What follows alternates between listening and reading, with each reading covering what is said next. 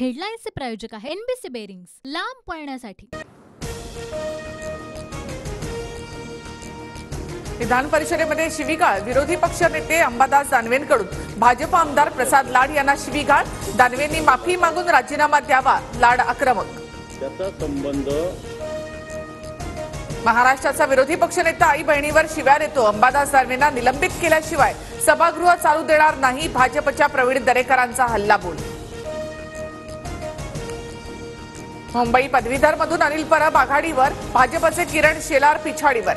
4 पैकी 2 फेरीतच अनिल परब हे जाहीर मतांचा कोटा गाठण्याच्या दिशेने, तर शिक्षक मतदारसंघामध्ये अभ्यंकर यांना 61 मतांची आघाडी।